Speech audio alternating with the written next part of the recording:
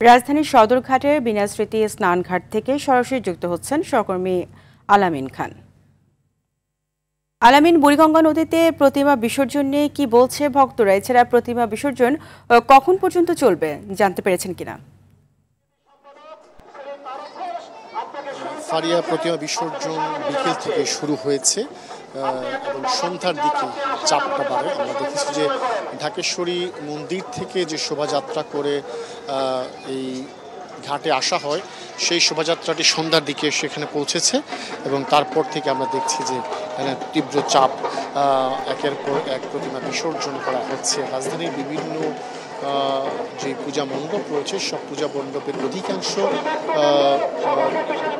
প্রতিমা কিন্তু পলাশী মোড় থেকে যে শোভাযাত্রাটি শুরু হয়, সেই শোভাযাত্রায় গিয়ে মিলিত হয় এবং সেখান থেকে একে একে সবাই শোভাযাত্রা করে এই নবাববাড়ি ঘাটের কাছে যেখানে প্রতিমা বিসর্জন করার স্থান নির্ধারণ করা হয়েছে সেখানে এসে পৌঁছায়। আমরা দেখেছি সদরঘাট থেকেই, অর্থাৎ সদরঘাট যে লঞ্চ টার্মিনাল রয়েছে, সেই লঞ্চ টার্মিনাল এদিক দিয়েই প্রতিমাকে বহনকারী গাড়িগুলো প্রবেশ করে এবং সেই লাইনটি দীর্ঘ হয়েছে। আমরা এর মধ্যে দেখতে পেয়েছি লঞ্চ টার্মিনাল ছাড়িয়ে অনেক দূর পর্যন্ত চলে গেছে। আমরা সেই দৃশ্যটি দেখেছি। আমরা দেখেছি যে এখানে যারা প্রতিমা বিসর্জন করতে আসছেন তারা ছাড়াও কিন্তু অনেকেই, বিশেষ করে সনাতন ধর্মাবলম্বীর অনেকেই রাজধানীর বিভিন্ন প্রান্ত থেকে প্রতিমা বিসর্জন দেখার জন্য এখানে এসে জড়ো হয়েছেন।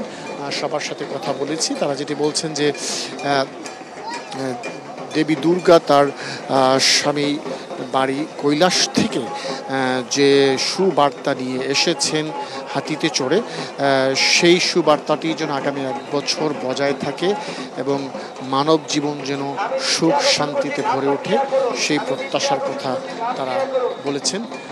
আমরা দেখছি যে কিছুক্ষণ পরপরই কিন্তু কয়েকটি প্রতিমা একসাথে যখন করা হয় একটি নৌকাতে, তারপরে নৌকাটি ছেড়ে দেওয়া হয় এবং বুড়িগঙ্গা নদীর মাঝখানে গিয়ে প্রতিমাগুলো যেই আনুষ্ঠানিকতা রয়েছে, নদীর মাঝে গিয়ে নৌকাটি কয়েকবার ঘুরপাক করা, সেই ঘুরপাক করার পরে প্রতিমাটি তারা বিসর্জন করে দেন তাদের ধর্মীয় যে রীতি রয়েছে সেই রীতি অনুযায়ী এবং তারপরে আবার সবাই সেখান থেকে কিন্তু নেচে গিয়ে ফিরে আসেন। যদিও বলা হয় যে এক ধরনের বিষাদের সুর সবার মাঝে